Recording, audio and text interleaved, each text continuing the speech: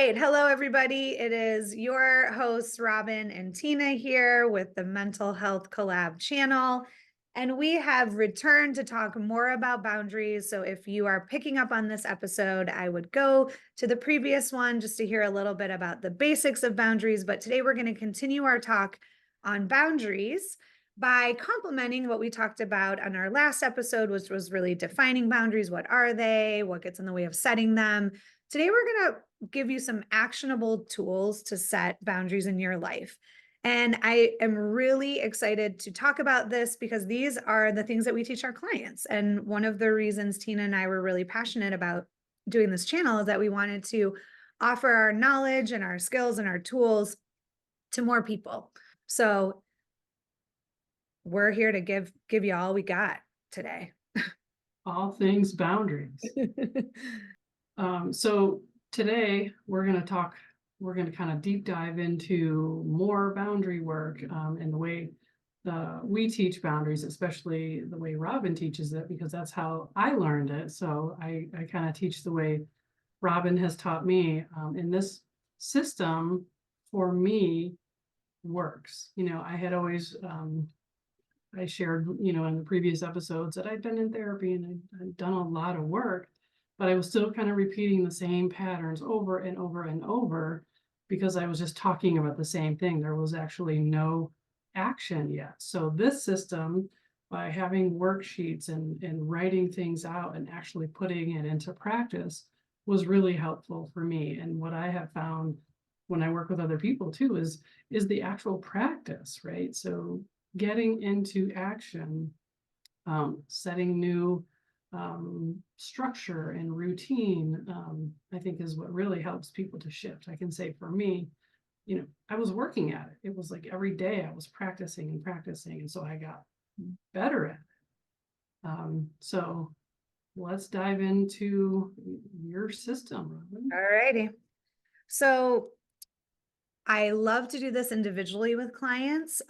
However, today we're just going to give you kind of a brief glimpse into what I teach. And we're going to put up on the screen here what I call the boundary pyramid, which in a really simplified way of explaining it is that you can put anyone in your life into one of 5 categories based off of their emotional safety. And it allows you to be relational, and relational means that you are able to pause and consider how your behavior impacts yourself and others. But you can be relational by having realistic expectations in your life and also realizing who has realistic or unrealistic expectations in the relationships potentially on you. So very briefly, I'm going to go over the 5 different categories that I teach. And we'll start with the first one, which I call the sacred category.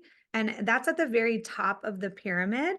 And that is reserved for a relationship that you would feel unconditionally loved and safe.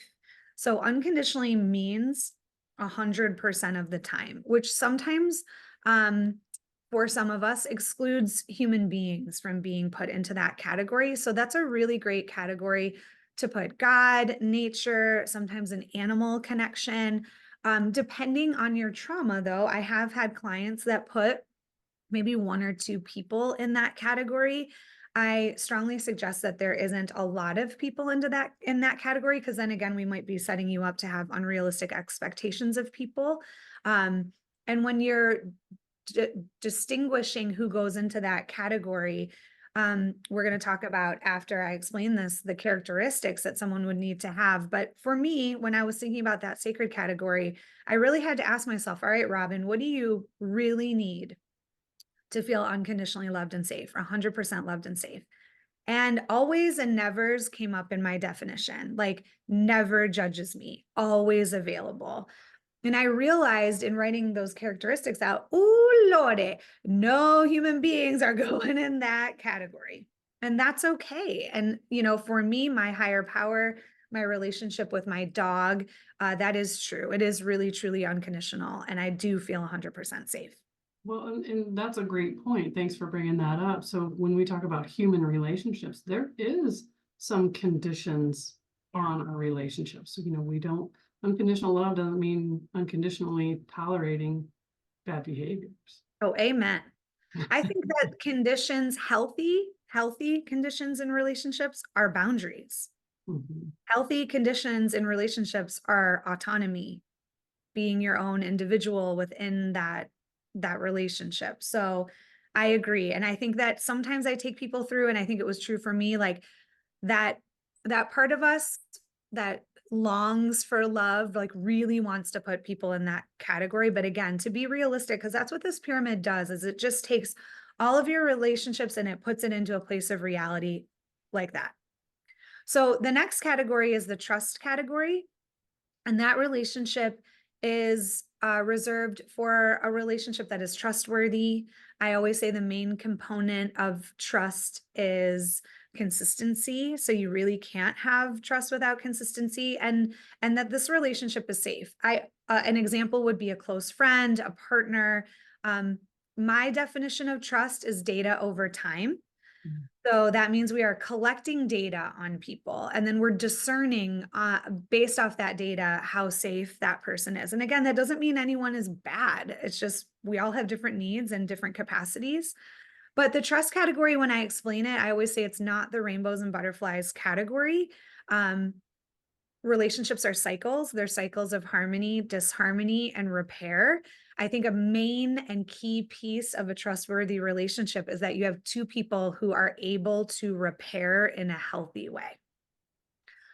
Next category is the shared interest category. And this is the category where most friends and family are going to go. And this one sometimes can be a little activating. Like I said in the last episode, sometimes boundary work is grief work. But shared interest means just that. You have a shared interest with this person. It could be family, it could be work, it could be your children's friends, parents. There's a shared interest, but the relationship is not rooted in trust. And that could be because there was a breach of trust. It could be that you don't know the person long enough. Like this is a really great category if you're dating, to keep people in this category for a period of time. And it could just be that, you don't vibe. There's something about that person. Maybe they're a little judgmental. Maybe they gossip when they're around you and it just doesn't feel entirely safe. So that shared interest category has some principles. One principle is that you keep the relationship relational by keeping it light. That means now we're back again to the access, which we talked about in the last episode. It means that if trust is not established, then people should not have full access to us, our time, our emotions, our vulnerability. I know there's like a really big push around leaning in, like lean into vulnerability. Listen, I am a fan of vulnerability. None of us are getting away from being vulnerable. It's a part of the human experience. I do think there needs to be discernment around the level of vulnerability that we share with all people. And that's what this pyramid puts into perspective. Another principle of the shared interest category is that you either trust somebody or you don't. And I'm not even a fan of absolutes, but man, sometimes we need them. And it's true, especially if you have had trauma or relational trauma, you need to know the difference. If you kind of trust someone, then it is better to err on the side of caution and have a little bit more boundaries around that person and gather more data over time. So that's so interesting, Robin. I get a lot of people when we do this work, they say, well, they were kind of on the cusp of, trust and common interests. So say a little bit more about you either trust them or you don't. Sure. Yeah. Well, I've taught this more than I've taught any subject around mental health, and probably without fail, if I do a workshop, there's at least one person that says, "Hey," raise their hand. Yes, you need a category in between shared interest and trust. And I've thought about it. I've given a lot of thought because I'm very interested in the feedback. And I'll say, okay, would you call it the kind of trust category? And they'll go, yes, the kind of trust category. You need a kind of, and I'll say, yeah, okay, well, I can't because that's blurry. And the whole premise of this is to bring clarity and limit the amount of blurriness we have in our relationships. So I think that if someone is in the kind of trust category, then that means either we need to spend some more time with a finer lens on the relationship, looking at as, is this someone that really is safe and trustworthy for me? Or two, we just need more time and more data collection on that person. So whenever that happens, I always say, this is not like to be rigid. This is not to demote people at all. It's literally just there for clarity. It doesn't hurt anybody to slow down a little bit and gather more information on someone and be a little bit more um, observational on how you feel around that person. Yeah. What That's why about, no kind of trust category. yeah, well, and I think it's important to remember too, in that category, we could have an obligation, right, to these people. Like we don't, it's not rooted in trust, but we might have an obligation to spend time with them. For example, our work people, extended family, that sort of thing. So can you talk a little bit more about that? Yeah, well, that brings me to another principle of this category, and sometimes this sounds harsh, but in this category, you don't owe anyone anything, and they don't owe you anything. I always give a caveat to that statement that you always owe it to yourself to stay in your integrity. So that does not mean that you get to act any way you want. Like, I don't want to call this person back, so I'm going to ghost them. Personally, um, I would feel guilty. I would feel some level of shame if I ghosted someone. So of course, I'm going to always act within my integrity, but I do not owe it to anyone to abandon myself in any relationship. So I think in work situations, it can be a little different, because we can't go to Sue and be like, Sue, I'm going to need you to type not as loud and stop talking about your personal life. That is not going to be aligned with your integrity. But what the system does is it says, hey, there's a variance of feelings in this category. Sometimes we can have like our mom and dad in this category and someone from work that we do not like. But the one part of this category is time. How much time are you spending with this person? And then are you choosing to be in a relationship? If I'm choosing to go to that job, I got to deal with Sue. And so I'm going to have to get creative and curious as to how can I go to work with Sue and stay as emotionally safe as I can. That's so interesting because, I referenced the statistics earlier from Thriving Center of Psychology, and 39% of the people said they have ghosted a friend. Mm-hmm. 52% have tried to quiet quit a friendship, which is interesting. Yeah, I'm sure we've all been there. I know in our next episode, we're going to talk about communication.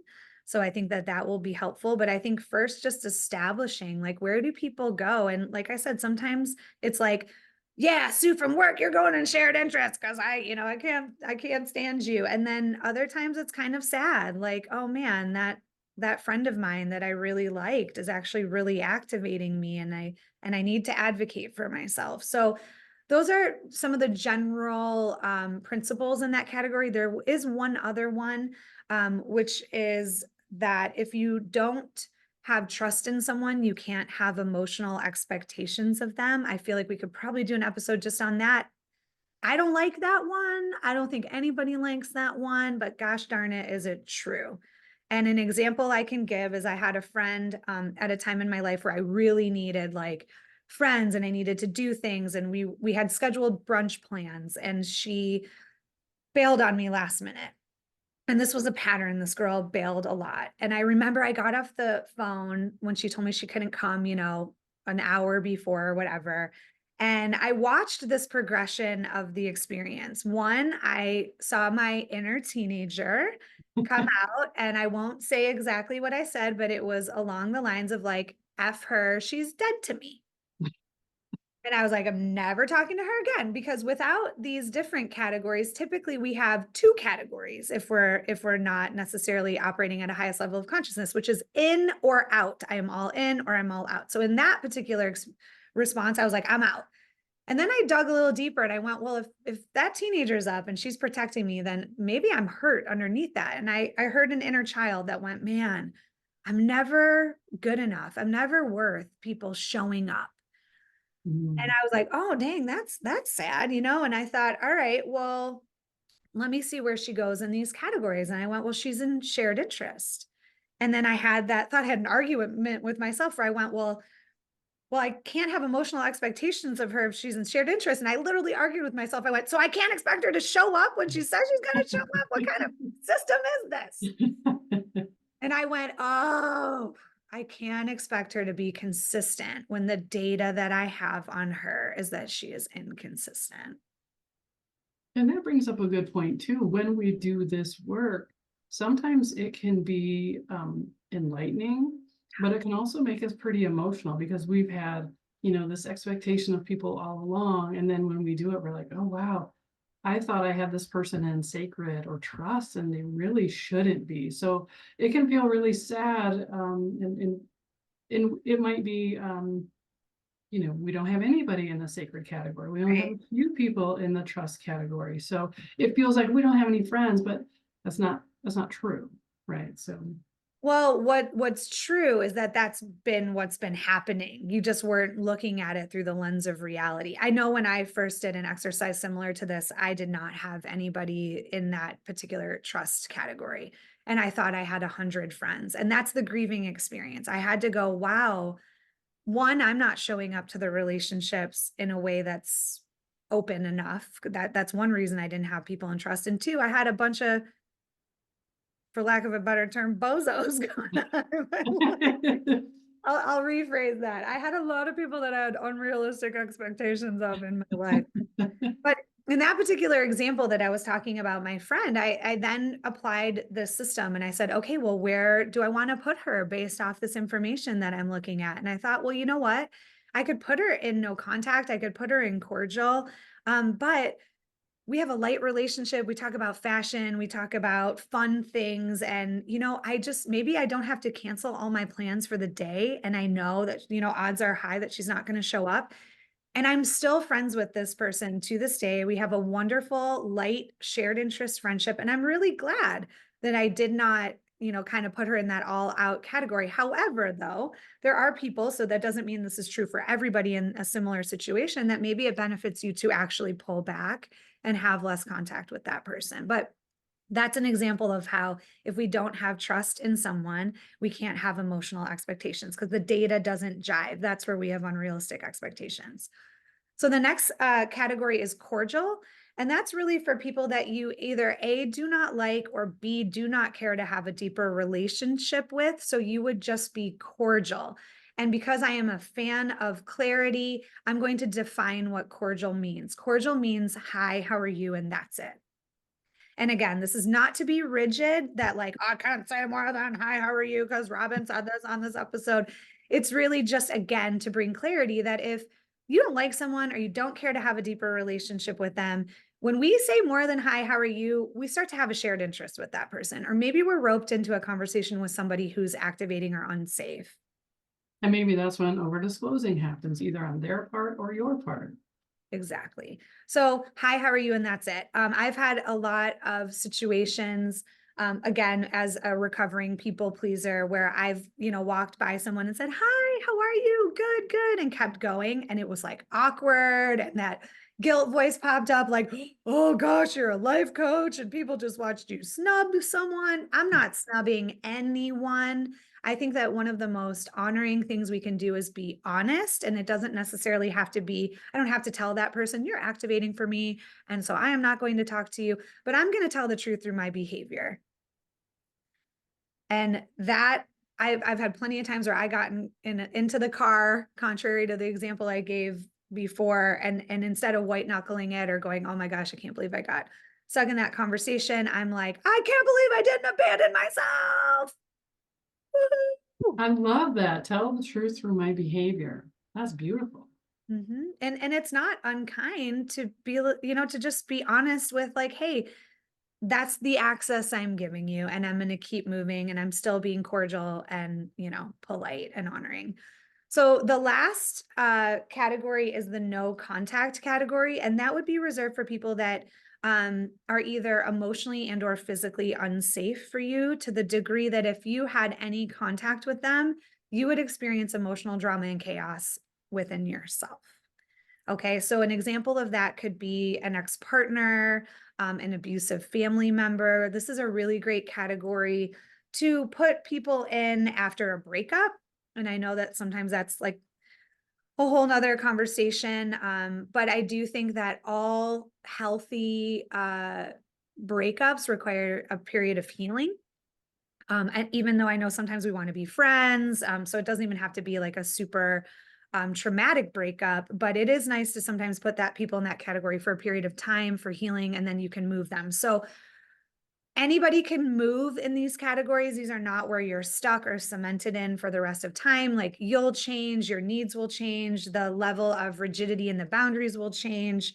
So you can move people, but no contact. Sometimes we don't move people in no contact. If you have a narcissistic ex, if you have someone that was abusive to you, there is no reason to ever be in contact with somebody like that ever again. So sometimes people stay there. But really, truly, when I take clients through this, we go through about 20 people, and then throughout our work together, we add them in as needed, and we put all of those people into one of these categories. That was amazing. Couple things I want to highlight that you taught me when I did this work. First of all is, you know, we can still have boundaries with someone and still love the person, right? So a lot of our family, I love my family and I can still have a boundary, right? I think that boundaries are imperative to having a healthy relationship with yourself. So we need boundaries with everyone. And it's a great point to bring up that boundaries are not, I always quote the Tina Turner song, "What's Love Got to Do with It?" when I talk about boundaries, because love has nothing to do with boundary setting. Boundaries, you can love someone and still need to take care of yourself emotionally. Mhm. So yeah, and oftentimes we have people we love in that shared interest category, which can be a little bit disappointing. But our family of origin, like, I think we come here thinking that it's supposed to be this like beautiful, safe environment. I think it's probably where we grow the most. So it's okay if you have family members that are in shared interests and you love them deeply, but maybe you just wouldn't disclose everything that's going on in your life, or again, the vulnerability of the feelings that you're experiencing in certain situations. Mhm. The other thing that you actually taught me recently is the phrase, and I don't know who said it, maybe you can add to it, but it's okay to outgrow people. Yeah, I think, I mean, I can't say that's my phrase because I'm sure someone else in the world has said that. But that is probably my most liked and reposted post on Instagram. Oh, I think interesting. that outgrowing people is a part of evolving. Mhm. And I do think that like I said, your nervous system doesn't lie to you. So your body will let you know when you've outgrown certain situations by feeling resentful, feeling uncomfortable in the situation. And I think that's why I love the work you and I do, Tina, because we can come in with actionable solutions. Okay, I think I've outgrown this relationship, but how? How do I exit out with grace and kindness? Or how do I maybe show up in a lighter way to that particular relationship? How do I quit this person? I'm not a fan of ghosting ever. So what I like about all of this work, and a lot of people come to me after we've done this and they go, wow, I can't believe I didn't know this. I feel so silly. But we really have to normalize. We weren't taught this. So they don't have classes in school. I mean, I went to public school, so we didn't have it. I don't know if any schools have it. We did square dancing, but we definitely never learned about boundaries. I had to learn algebra. You know what would have been more helpful is if I learned boundaries instead of algebra. Mhm. So, I think it's okay, even if we're adults. I didn't start doing the boundary work until I was in my 40s, Yeah. but it is life changing. It was for me. So, if you find yourself, being hard on yourself, why didn't I know this already?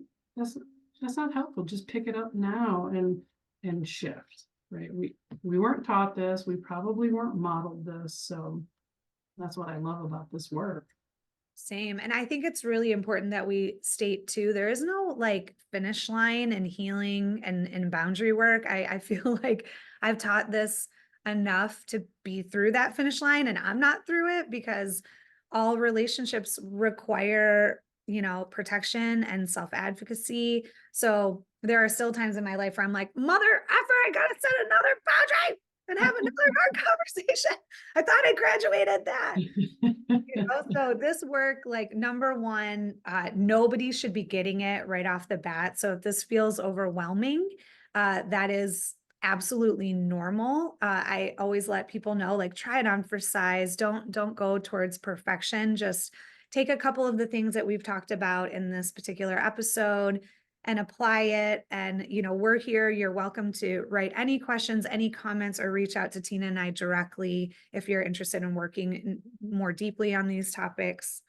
But I know that you and I teach this very similarly. And after we go through that boundary pyramid, a really important next step is to consider the characteristics that someone would need to have in order to fit in those top two categories. So the sacred category and the trust category. You're going to want to ask yourself, okay, what are maybe the top 5 characteristics that I would need in order to feel unconditionally loved and safe in a relationship? So, yeah, any examples of that, Tina? Yeah, and I think it's so important to clarify this. So, what makes me feel unconditional, excuse me, what makes me feel safe? Consistency. Somebody who's gonna keep showing up, right? Reliability. Somebody who doesn't judge, so non-judgmental. What I've noticed as I've, matured, energy is big for me. So if somebody has really, really like anxious energy or anger, somebody who shouts or they speak loudly, that does not feel safe for me. So I think getting some clarity. So honesty is big. Those kind of go together, right? So I want somebody to be consistently honest, right? That's how we build trust. That's what makes me feel safe. So when somebody's kind and they're gentle in their words, that feels safe. I love that you brought up energy because, again, this doesn't mean people are bad. There's a lot of really nice people out there that don't have relational skills or have looked at their own patterning. But there are really nice people in my life that just their energy doesn't feel safe. And I know that doesn't mean, this system is not, it's an internal system. It's not to go out and be like, Tina, you're in my shared interest and this person is over here. This is for you to know that there are certain people based off their energy, their behavior, the way they show up in a relationship that you need to have more boundaries around. And that's okay, right? It's okay to have boundaries. Yep. And that sacred category and the trust category, when you are thinking about the characteristics that someone would need to have in order to fit in that category, a lot of times those characteristics overlap in those two categories. You just want to keep in mind that sacred category is all of the time. It's not really in our nature as human beings to not judge ever, to not have some sort of disruption in a relationship. I think what qualifies the humans in that trust category, like I said earlier, is that they can repair. I give an example. This can happen all the time. Tina came to me and said, "Hey, Robin, earlier in the episode, you said something that really activated me." There's 2 camps of response here. One is I could be like, "Oh my God, Tina, the episode before you said something to me and I let it roll off. And it's like always about you and your feelings." Okay. Tip for that. What's that? Tip for that. There you go. But, that is a common response of defensiveness in people. Again, it doesn't mean you're a bad person. I know I've been guilty of it before in my life too. There's another way of approaching that where Tina comes to me and says the same thing. And I go, "Oh my gosh, Tina, I'm so sorry. I was so excited about what I was talking about. I didn't even realize that what I said was offensive to you. I can see how that could be true. And you know what, Tina, your well-being matters to me. I'm gonna course correct. I'm not gonna bring that up again. And I deeply apologize." Same disruption, right? But because I came to you and it was safe, this is where conflict avoidance doesn't work, right? Or the showing up in an unhealthy way is because I came and repaired it in a safe way, you and I are going to be closer. We're actually going to build intimacy from the disruption. That is the trust category with human beings. Mhm. So I always put or encourage my clients in the trust category, and you can put it in the sacred category as well if you'd like, to put emotional accountability in as one of the characteristics. And normally when I suggest it, people go, "What in the world is emotional accountability?" And emotional accountability is where you can own what you're bringing. Like there is a highly conscious statement that says, "Ooh, that was mine." And that's okay too, right? We can make mistakes, or we can, say something that we didn't mean and apologize. That doesn't make us any less human. It's okay to be vulnerable. It's okay to apologize. I work with a lot of people who have a really hard time apologizing. They think I'm not sure what that is, but they feel like they can't apologize, or that makes them seem weak. I think it's about emotional regulation. Like if you don't know how to manage guilt, I did something bad, or shame, I am bad, you're going to defend yourself because you got to walk through shame and guilt to apologize. Like there's been some times people have mirrored back things to me. Ooh, Lord, I would so much rather make it about them. I have to get vulnerable with myself and go, man, you know what? Sometimes I'm human and I do things and I don't mean them. And so I'm just a fan of when guilt comes up, when shame comes up, when somebody mirrors something back to you, clean it up. That's how we get Mhm. rid of it. Yeah. It's all there for us to learn. Doesn't mean you're a bad person. We're all human. So I hope that those categories help. I'm sure no matter what, when I teach them, everybody starts going, this person goes there and this person goes there. Like immediately we get to a place where we start filing people in. I think that it's a great place to pause and go, all right, take the people out. What do I need in this category in order for me to feel safe in that sacred and that trust category? We don't do that in the shared interest category, the cordial category, or the no contact category because we don't have trust established. So then if we start to put those things in place, we'll have unrealistic expectations. There is one caveat in the shared interest because sometimes, like you gave an example of a work colleague that you're actually really not choosing to be in a relationship with. It's because of the job. But you will have friends or family that go in the shared interest category. And if you are investing time and energy, you get to have standards. We all get to have standards. But we can't blanketly say in that shared interest category, everybody has to be respectful. Everybody has to be kind because you're setting yourself up to get burned. Yeah. That was awesome. Thank you so much for going through that so clearly, and a nice little refresher for me. So thank you for all of that. My pleasure. Um, so in next episode, we're going to talk more about communication and setting boundaries. Is that right, Robin? That's right. Awesome. Yeah, I think that that's always the next question. Okay, now how in the hell do I say this or implement it into my life? So we're here. We got you. Yes, get into action. So if you're interested in learning more about the boundaries or doing that exercise that Robin just went through, we're going to link it below, and you can also find it on mentalhealthcollab.com. So thanks for joining us, everyone. If you have questions or comments or feedback, go ahead and put it in the comments. If you want to work with either one of us, feel free to put that in the comments too. Thanks for joining us today, and we'll see you on the next episode.